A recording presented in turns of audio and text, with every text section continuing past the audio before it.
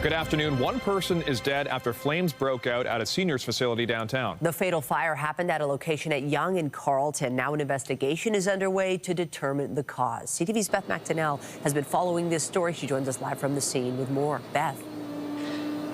Michelle, Sean, it's a tragic outcome at this seniors home near Yonge and College. The fire broke out on the 8th floor, claiming the life of one person. I'm going to show you now where that fire took place. Just have a look up at that blown out window. You can see the burnt brick just on the top of that window.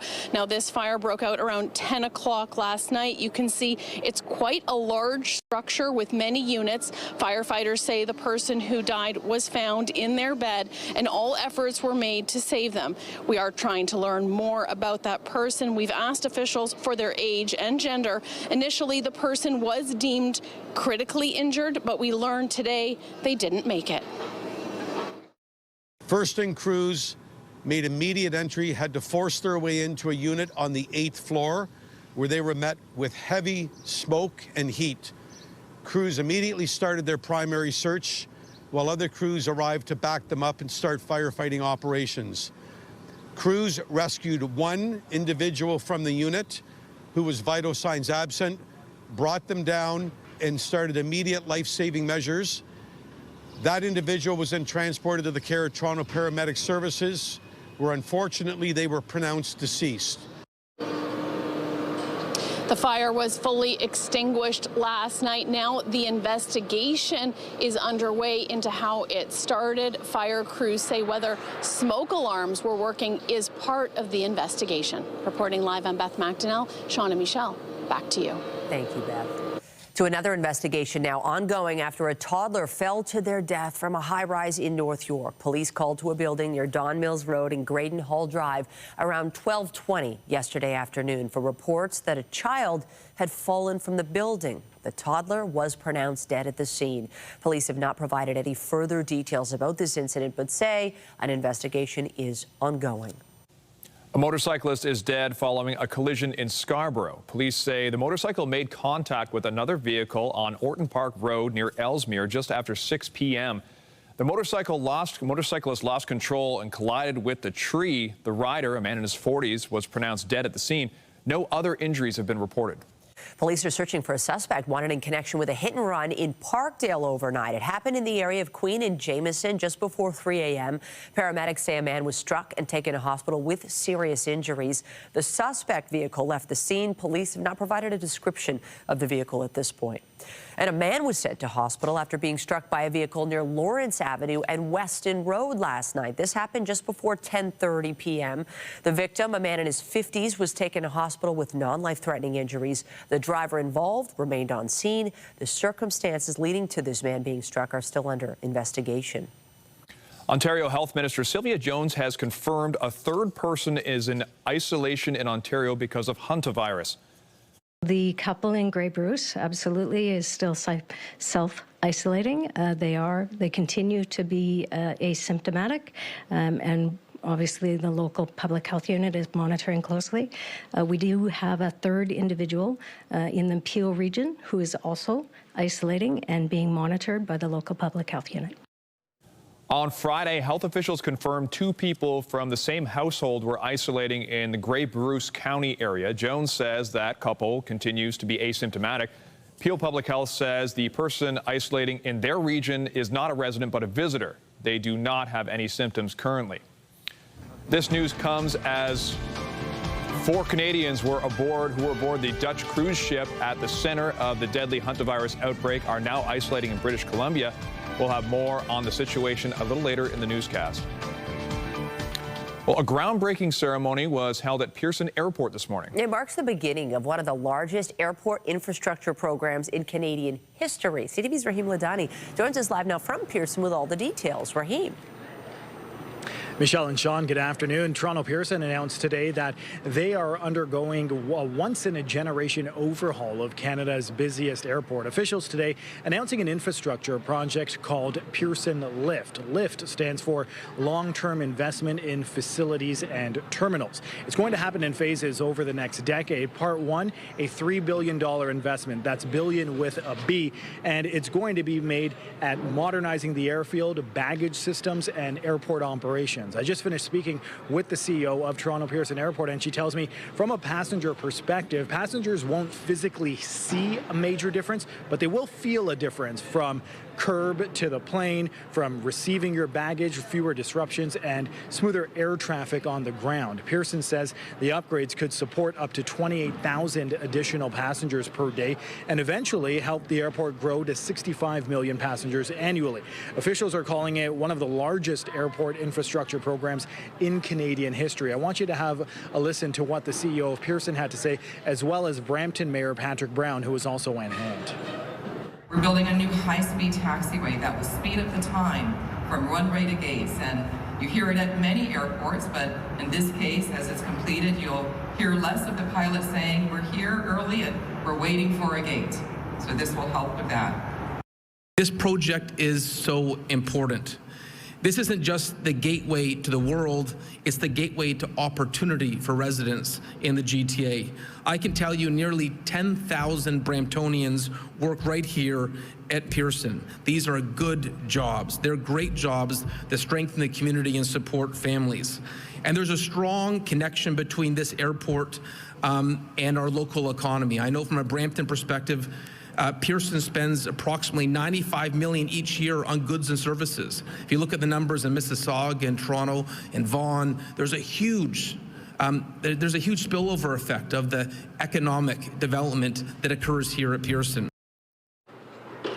So this infrastructure project is going to take place in phases over the next decade. And Deborah Flint told me that she expects passengers not to experience any disruptions over this construction timeline. Reporting live, I'm Rahim Ladhani. Michelle, I'll send it back to you. Thank you, Rahim. A new report from the Canadian Centre for Policy Alternatives finds hospital admission wait times in Ontario have increased by 52% over the past 5 years. The report finds 90% of patients spent 44 hours in the emergency department awaiting admission. It is placing the blame on what it calls perpetual budget deficits and government underfunding. The organization says the majority of Ontario's 136 hospitals have carried operational deficits since 2022. Ontario is at the bottom of the provinces in terms of total healthcare spending per capita. It's also at the bottom in terms of hospital spending per capita. So I think the issue here is it's one of inadequate funding all around. And again, those impacts are uneven across communities in the province. This will be the fourth year in a row where we have invested $1.1 billion in hospital annualized operating budgets, which equates to about 4%. Last year in particular, we very much focused down to make sure that those hospitals experiencing very high deficit rates, primarily remote and rural, received an additional increase to their operating dollars. We're going to keep doing this work. The report says hospital costs are rising 6% each year. Ontario NDP leader Marit Stiles is introducing a bill to create summer jobs for Ontario youth. She says the Premier has had 8 years to address the issue, but hasn't. Young people in Ontario are doing everything right. The ones who are lucky enough to have a job work hard. The ones who don't have a job are leaving no stone unturned trying to find one. They're trying to save their future. They're trying to save for their future while they have to stretch a dollar as far as it goes just to make ends meet. And when they ask the Premier for help, what are they met with? Condescension. Work harder, he says. Invest in your future, he says. Well, Premier, it is your job to invest in Ontario's next generation. If you don't want to come up with a plan, New Democrats will. New Democrats say life in Ontario is becoming less affordable and there are fewer opportunities for young people. Parthy Kundavel, the councillor for Ward 20 Scarborough Southwest, says he's being investigated by the OPP. Kundavel took to social media on Friday, writing, "I was surprised to learn of an OPP investigation into allegations against me. I recognize this is difficult news and hope to resolve the situation quickly. I've worked hard to earn the trust of the people of Scarborough Southwest, which I take seriously. I've strived to maintain the highest standards of ethics and integrity and will address any allegations that suggest otherwise. I'm still learning more about the investigation and the nature of the allegations and will share more as I can." The OPP have not yet provided further details on this investigation. The race to replace Brad Bradford as councillor in Beaches East York is expanding.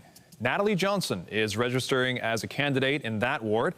She joins 6 others currently seeking the position. They are James Dan, Tyson Legg, Kevin Morrison, Adam Smith, Austin Vieira, and Jeff Wall. CTV News released a statement which reads, "Upon being advised by video journalist Natalie Johnson that she was considering running for Toronto City Council this October, CTV News immediately ceased using her in any on-air or editorial capacity and will continue to not do so until after the municipal election. We thank Natalie for her many journalistic contributions over her 19 years at CTV News as she pursues this new opportunity." A note for commuters as there is an early subway closure on a stretch of Line 2 to be aware of this week. Starting tonight, service will end just before midnight between St. George and Woodbine stations. This early closure will run through Friday and is being done to accommodate track work in the area. Shuttle buses will run instead, with regular service resuming each morning at 6 a.m. The FIFA World Cup is quickly approaching and at least one part of the city is ready. A soccer pitch has replaced the skating rink in Nathan Phillips Square. It's just one of the ways the city's marking its status as a host for the tournament. And here's a live look at the pitch while the tournament begins on June 11th. The first match in Toronto will be on June 12th when Canada plays Bosnia-Herzegovina. Hopefully, the weather will be good. But for this one, Lindsay Morrison's joining us to say it's a little bit colder than we would have liked for this time of year, right, Lindsay? Yeah, this trend continues, Sean. We've been below seasonal pretty well the entire month of May so far. And as we make our way through the rest of this week, signs of change. So that's some good news. Here's a look at the current satellite and radar. We've got some spotty showers, mainly to the east of Georgian Bay and through eastern Ontario. A couple of rounds of wet weather made their way across Lake Ontario a little bit earlier this morning. We're at 11 degrees right now. We're forecasting a daytime high of 13. Normal temperature this time of year is 18 degrees. Right now, winds are coming from the northwest. We are expecting a bit of a change in wind direction as the day goes on. Here's your day at a glance. Mix of sun and cloud. Again, below seasonal. Sunset time tonight is going to be just after 8:30. There is some good news. Again, as we make our way through this week, we are going to warm up into the low 20s. I'll show you when coming up. But for now, Sean, back to you. Thanks, Lindsay. Well, today marks the last day for people to fill out their census forms. Stats Canada says the reminder letters will be sent out to households that don't complete the form on time. They may also follow up with phone calls and in-person visits. Not completing the form could eventually result in a $500 fine. The census is completed every 5 years, and the information is used in population-based decisions on how public resources are allocated. Well, a Canadian teen living with severe disabilities could soon be without her parents as they may be removed from the country later this month. They say leaving her in Canada alone is not safe, but taking her back home to Hungary would be even worse due to ethnic discrimination. CTV's Kamal Karamali has the story. This family revolves around Jessica Nudge. The 15-year-old lives with severe cognitive and physical disabilities, including blindness, and soon she may be left on her own with her parents facing a forced removal from Canada. It was terrifying even just to think what's going to happen to us. Through a translator, her family telling us their other option of taking her with them back to Hungary would be even worse, with the discrimination they say they face as Roma people. As part of the Roma community in Hungary, what would happen to your family if you were sent back? There were a lot of attacks, there were a lot of abuse. People mocked us, bullied us, harassed us. The Roma people face devastating levels of marginalization in Hungary, resulting in poverty and poor health care. The family says because of their status, Jessica would be taken from them and put into a government-operated care system. I'm afraid what's going to happen if she has new issues, new medical concerns. Where they going to treat her? What are you going to do with her when they going to deny care again because of her Roma ethnicity? Now, Jessica's parents and sister have applied for permanent residency under humanitarian and compassionate grounds, but no decision has been made yet, with their removal date from Canada just over 2 weeks away. It was a very strong humanitarian application that was put together. It's settled in law that officers must take the best interests of the children very seriously. Even then, these parents not sure why a decision on their case is taking years. The immigration minister's office not responding to CTV News by our deadline, with time running out. I don't know what's going to happen to us, living in the fear every single day. In their fight to stay together in Canada as a family. Kamal Karamali, CTV News, Toronto. New data suggests Canadians may be avoiding travel to the U.S. more than it first appeared. The measurements commonly used to show the decline come from border crossings, where Stats Canada shows a dip of about 25%. However, new research out of the University of Toronto looked at Canadian cell phone activity in major U.S. cities and found a median decline of 42%. The researchers say this new information reveals that border data doesn't capture the full extent of the drop, and when Canadians do travel south of the border, they are visiting fewer locations and staying for less time. We turn now to the war in the Middle East, where U.S. President Donald Trump has rejected Iran's response to the latest American proposal to end the war. He called the Iranian response totally unacceptable. Everything we put forward in our proposed text consisted of reasonable and responsible demands and generous proposals. Iranian officials say the U.S. proposal amounted to surrender. Tehran's demand included full control over the Strait of Hormuz and an end to sanctions. In an interview with 60 Minutes, Israeli Prime Minister Benjamin Netanyahu says the war on Iran is not over, and both the U.S. and Israel aim to bring an end to Tehran's nuclear ambitions. How do you envision the highly enriched uranium will be removed from Iran? You go in and you take it out. With what? Special forces from Israel, special forces from the United States? Well, I'm not going to talk about military means, but what President Trump has said to me, I want to go in there. And I think it can be done physically. That's not the problem.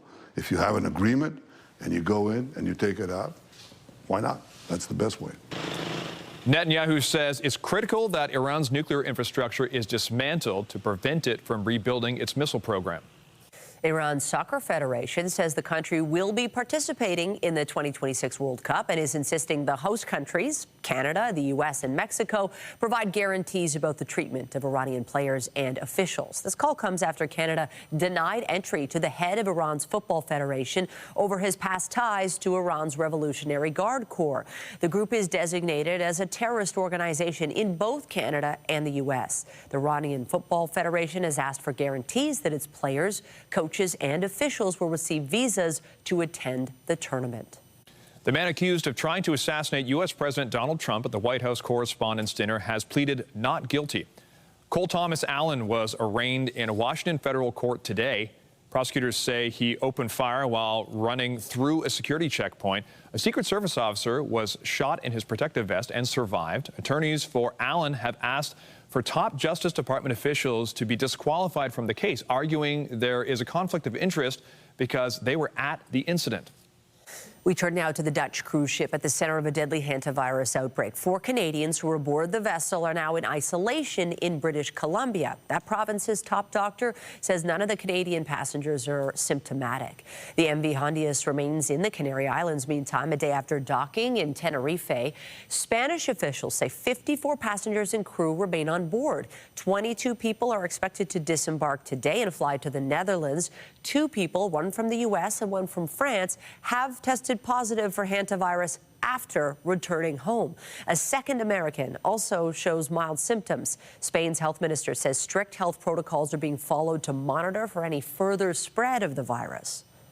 We are prepared to respond to all the scenarios, to all the cases, and if the cases appears, we will make all the protocol and assess all the people, no? But I think that we have to ensure that all the protocols will be assessed in all the countries to monitoring all the persons. Here's a look at the timeline of the outbreak. Back on April 1st, MV Hondias set sail from Argentina. April 6th, a 7-year-old Dutch man became sick. He later died on April 11th, while his body was not removed from the ship until April 24th. That's when several passengers, including his wife, left the ship. She died 2 days later after flying to South Africa. On May 2nd, a third passenger, a German woman, died on board the ship. The next day, the World Health Organization announced an investigation into a suspected hantavirus outbreak. The ship then sailed to Cape Verde and then to the Canary Islands. CTV's Annie Bergeron-Oliver has been following this developing story. She joins us live now from Ottawa with the latest. Annie, what more can you tell us about the Canadians who are on board who are now back home? Hi, Michelle. Well, what we're learning is that there are 10 Canadians who do have some type of contact to this cruise ship outbreak. We know that 3 of them are in Ontario, 2 in Bruce Grey County. Today, Ontario's health minister said those 2 individuals, a couple, remain in isolation. She also said there's a 3rd individual in Peel region who's also being monitored and who is isolating. That individual also asymptomatic. It's not exactly clear how this 3rd individual is connected to the group. Were they aboard that cruise ship? Is there a potential that they caught it someplace else? What did happen was last week on Friday, Public Health Agency of Canada did say that there was a 3rd person in Ontario who was being isolated potentially because of a contact on a potential flight. So it's likely that this individual in Peel region is connected to what Public Health was saying was an individual in Ontario who had been on a flight. So that we're still waiting for some confirmation on. However, the big kind of news that we're talking about today are these 4 Canadians who were repatriated or brought back from this cruise ship just yesterday. They are currently in isolation in British Columbia. Yesterday, Dr. Bonnie Henry, the top doctor in that province, said that those 4 individuals are all asymptomatic and they are in isolation for a minimum of 21 days. She also said the risk to the public was low, that these individuals will have no contact with the public and have not had any contact with the public. So far, 10 people across Canada are being monitored, Michelle. What are we hearing, meantime, Annie, from health officials about containment of this virus? This is a virus that doesn't typically spread human to human, but in the case of this strain, it has, and certainly people are concerned.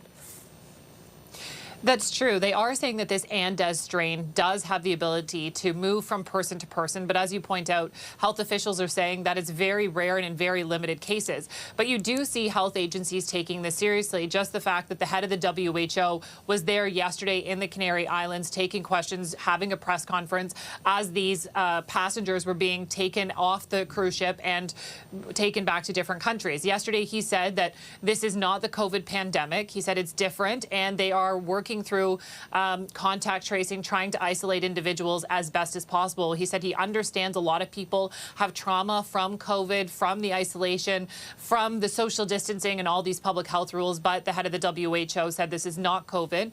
They do believe that it's fairly contained to that cruise ship, but obviously countries around the world, including Canada, say they're taking this very seriously. They're trying to contact trace. They're ensuring that people are isolating for at least 21 days, in some cases as many as 42 days, to really ensure that the risk to the general public is as low as possible. But they are saying that, yes, this Andes strain does transmit from person to person, but they say that it's very rare that this happens and it's difficult. And so across the globe, what we're seeing is public health agencies trying to reassure the public that the risk to the general public who was not directly on that cruise ship is quite low. Michelle.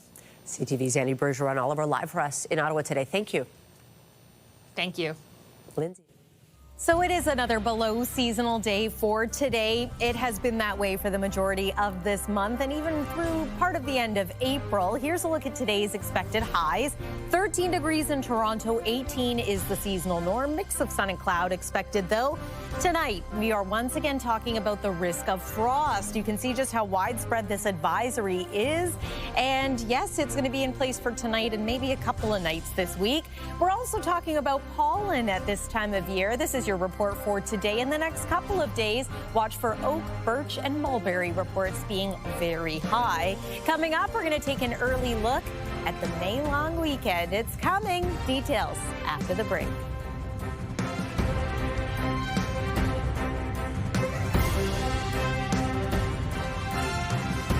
When you see it happen, send it to CTV News. Text 10400 from your screen to ours. Text 10400. Well, the sunshine continues. I think that was a big highlight of the weekend. Hopefully all the mothers out there had a wonderful Mother's Day. Here's the thing. Could have been warmer, especially when the wind was blowing. It's like you still can't fully leave the jacket at home. You just want May to get going, don't you? You want to get that summer heat going. Let's rev it up. Lindsay? I think it's going to get going this week. It's still going to take a few days. We are below seasonal for the next few here with the opportunity for some wet weather and some cloud cover. But I have good news, and the timing is good for the arrival of temperatures in the 20s, the roaring 20s, if you will. They might arrive just in time for us to head into our first long weekend, the unofficial start of the summer season. So let's get to your forecast. Weather is brought to you by the Presler Law Firm Injury Lawyers. You don't pay unless they win. Here's what it looked like this morning. We had some cloud cover. We had a few showers roll out over Lake Ontario too. However, it was a nice sunrise, a nice start to the day overall. Mix of sun and cloud for the rest of the day today, and also temperatures a little cooler than normal for this time of year. Let's talk about the pattern change though that's coming. Going to remain a little cool for the next few days here, but look what happens Friday, Saturday, Sunday. And I can assure you that Monday is looking a little bit warmer. Also, the question becomes, will there or will there not be some rain over the weekend? Details in just a moment. Let's talk about right now. It is 11 degrees at Pearson Airport. So another cool day. It's only 6 degrees in Wyerton, 5 in Sudbury.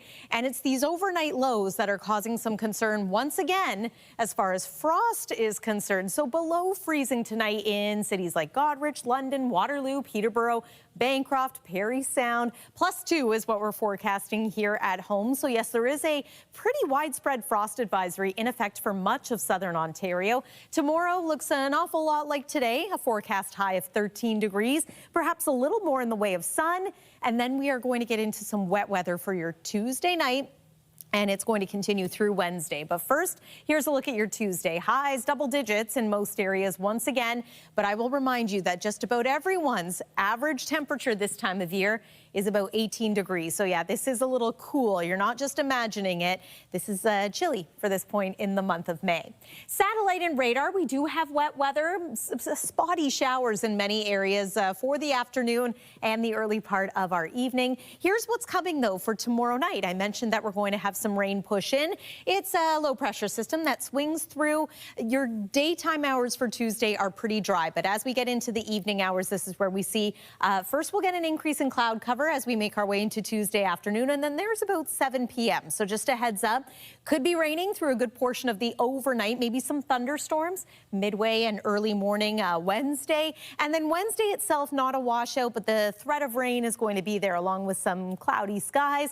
It looks like by the time all is said and done, we could pick up roughly 10 to 15 millimeters of rain depending on where you are, and that's by about the dinner hour on Wednesday. Your 7-day forecast looks like this. So temperatures remain pretty consistent for the next couple of days here, although we do see some overnight low improvement. Lows of about 7 degrees for Tuesday night, Wednesday night. Thursday, we're into some cloud cover. Let's talk about the weekend. Daytime highs in the low 20s. I think many of us welcome that. And for the most part, it's looking like a mix of sun and cloud with a chance of showers on Saturday. We'll have a look at your Victoria Day Monday forecast tonight on CTV News at 5 and 6. For now, Sean, I'm going to send it over to you. Thanks, Lindsay. Well, the Blue Jays will look to get back in the win column when they begin a series with the Tampa Bay Rays tonight. Lined into left and down the line. Varsho in to score. The Jays scored in the bottom of the first inning in the finale of their series with the LA Angels yesterday afternoon, but that was it. That's all they could muster as they ended up losing the game 6-1. First pitch for tonight's game against Tampa Bay is set for just after 7 p.m. at the Rogers Center. Still to come on CTV News at noon, new research suggests people should not be turning to AI chatbots if they are feeling lonely. We'll have more on the data when we return.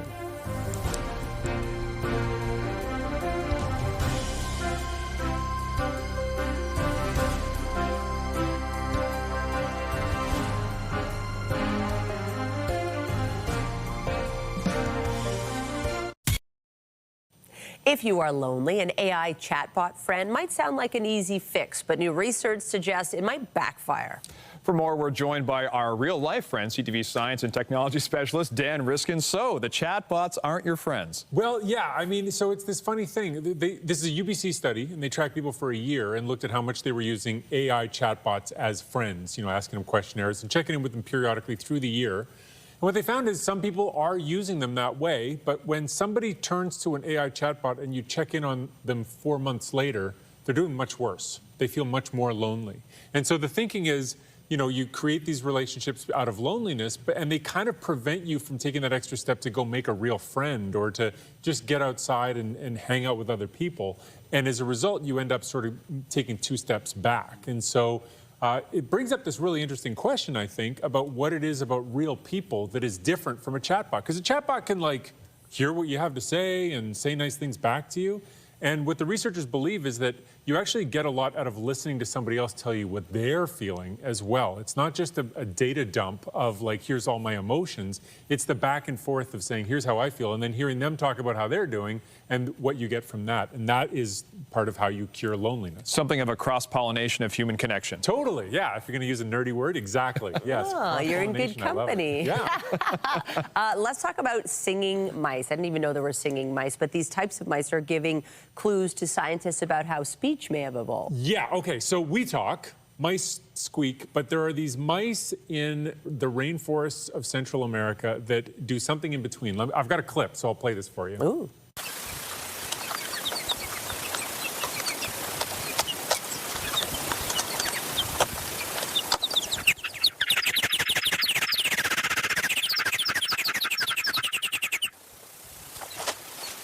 Great. So that mouse that's standing in the middle there was making this weird trilling song. And these mice are super weird. Like, one of them makes the song and then another one makes the song back, but they never sing at this, they don't interrupt each other.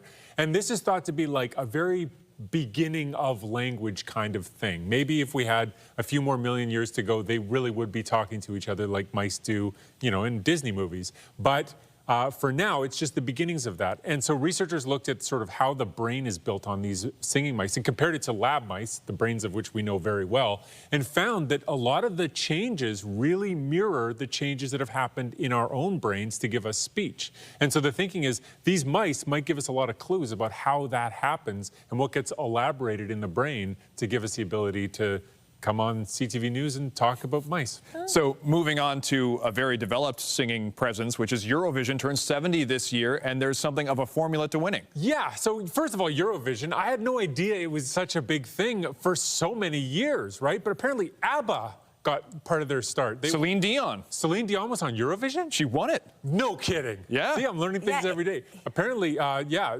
anyway, it's a whole thing, and I'm just not cool enough to know about it. But researchers looked at how the different countries have performed, how different people have succeeded. And what they found is that over time, they've become more similar. They want dancey music, music that's easy to dance to, lots of lyrics in the song, and switching to English is a secret to success. So you'll see more and more of the entries from other countries singing in English because it improves their performance. But there are a few countries that hold out. Spain, Italy, France. They don't sing in English. They tend to stick with their own language. And it's thought to be because they have song competitions in their own countries that are also a gateway to success. And so in countries like Germany, where there isn't their Germovision or whatever it would be called there, they're more pressured to sing in English. And so it's just this interesting thing that you can see happening behind the scenes as you tune in for season 71, I guess, is what will be coming up next. And you can see how ABBA did so well with the criteria you just laid out. Totally. I mean, in fact, it may be that we're all just trying to be ABBA, right? Everyone's just following in the footsteps of the greatest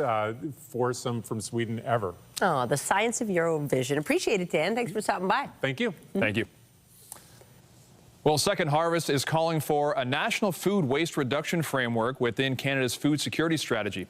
This includes an examination of the use of best before and expiry dates for product packaging. The report says Canada wastes 46% of its food, with nearly a quarter of that linked to confusion around labels. The organization's calling for the establishment of a national food waste reduction target, modernizing best before date labeling, and investing in the charitable hunger relief sector so surplus food reaches communities.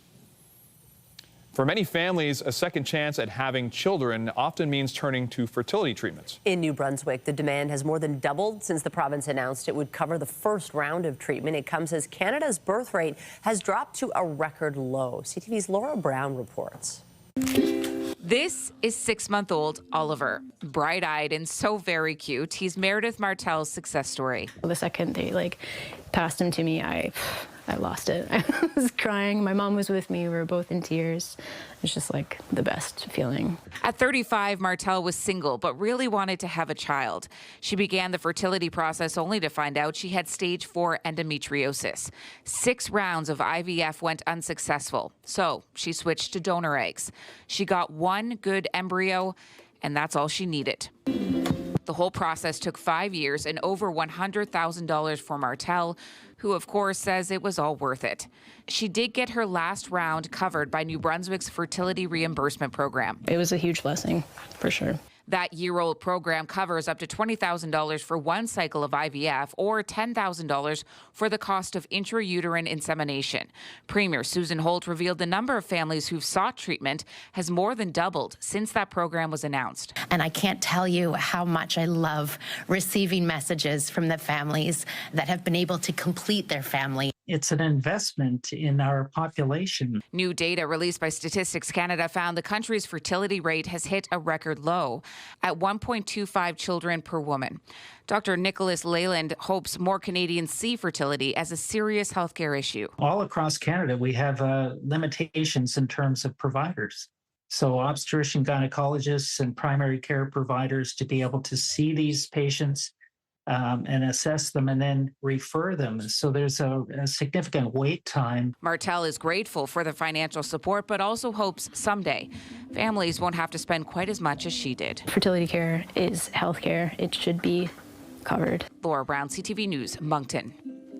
A new study is looking at mothers and endometriosis. It is the first Canadian study to examine the health of babies born to mothers with the condition. It found mothers with endometriosis face a slightly higher risk of giving birth to babies with birth defects. Endometriosis impacts roughly 1 million people here in Canada, making it one of the most common gynecological conditions. Still to come, ACTRA Toronto is honoring Paul Sun-Hyung Lee. We'll have more on the details when we come back.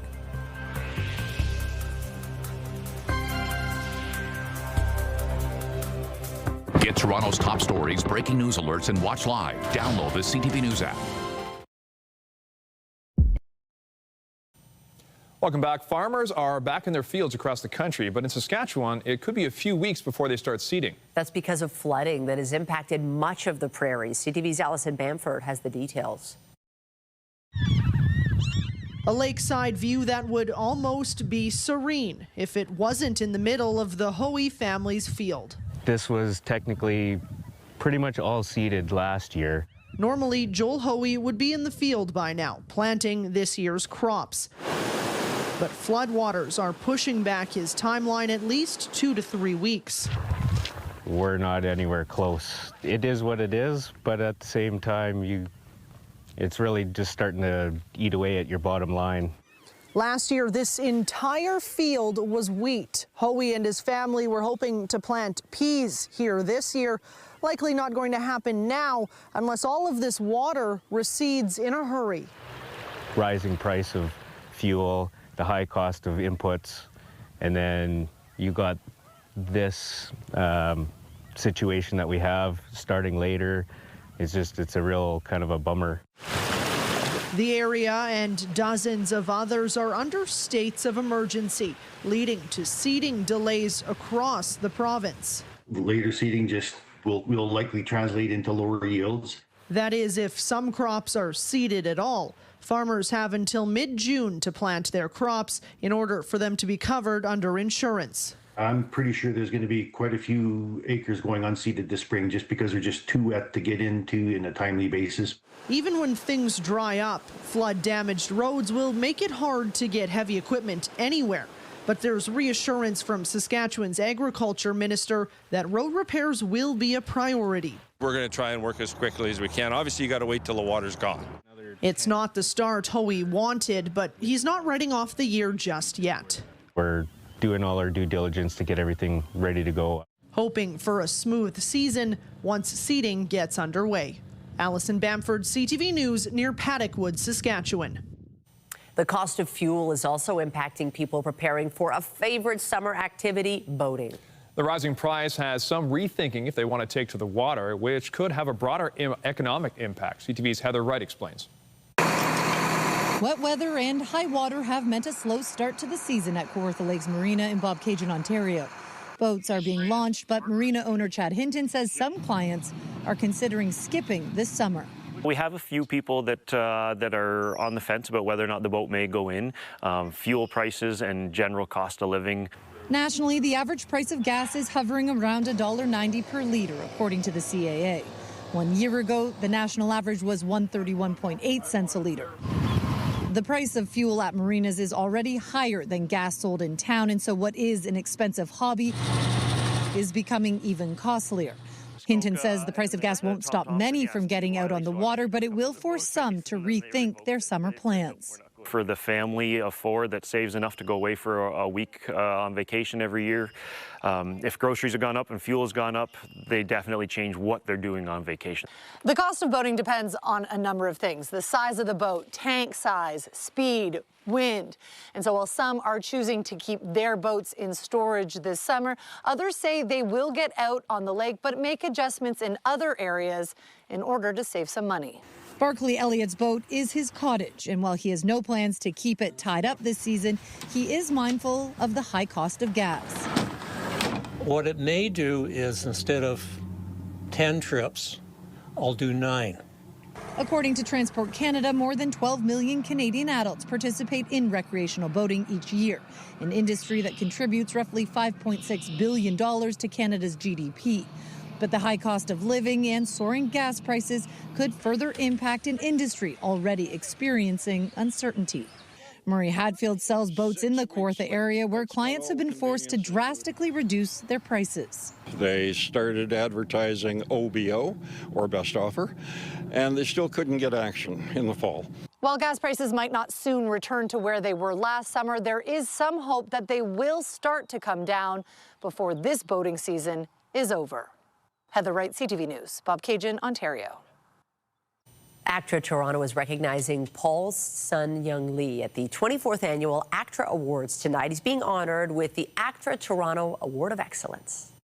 At the beginning, it's just about getting work. Sure. You know, you just want to work, and you're not thinking about breaking barriers or doing any of this. You just thinking about surviving. But then as the successes come and as the accolades follow as well and the opportunities get there, the responsibility of representing that generation of actors that hasn't had that voice, that hasn't had that visibility, becomes very, very evident. And it's something that I carry with pride. It's a responsibility that I take very, very seriously. And I think it's my way of giving back. And I think all actors of visibility, when they have that opportunity to open that door for the next generation, it's our duty to follow through.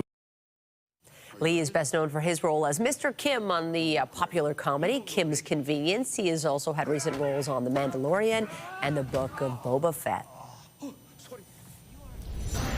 Coming up, The Devil Wears Prada 2 came out on top in the weekend box office. We'll have more on what else people are watching when we come back.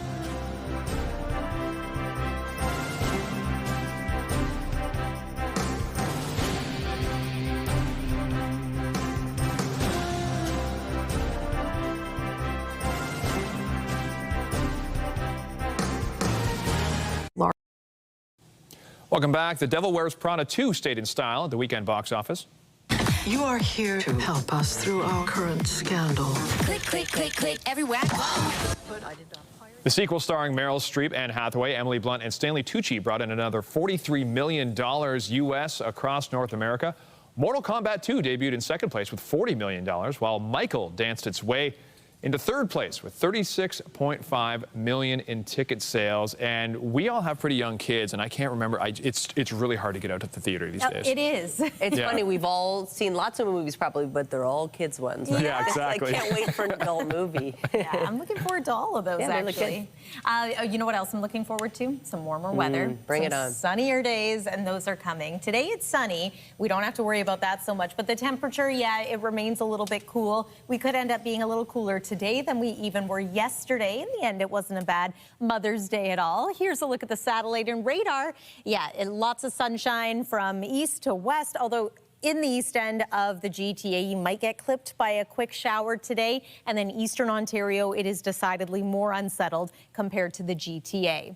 Here's tonight at a glance. Still looking at teen temperatures through the early part of our evening, but then overnight, it becomes quite cool. So the three ingredients that you need for frost are clear skies, calm winds, cool temperatures. We've got all of that happening overnight tonight with a forecast low of +2, below freezing in many areas as well. So bring your plants inside if you can, or hold off planting them a little longer. Tomorrow dayside is similar to today, but we get into some rainy weather by your Tuesday evening, following us likely into at least part of the day on Wednesday. So it is a little unsettled midweek, and it looks like the cloud cover is going to stick around for Friday. We're still below seasonal that day, but look at the weekend. Highs in the low 20s with a mix of sun and cloud expected each of those days. Just a chance of showers at this point on Saturday. Sean and Michelle. Thanks, Lindsay. And that's CTV News at noon. Remember, you can get Toronto's breaking news all day long on CP24 and at our website, ctvnewstoronto.ca. For Lindsay Morrison and the whole team here, have a pleasant afternoon. I'm Michelle Dubé. And I'm Sean Lee Thong. Be sure to join us later at CTV News at 5 and 6.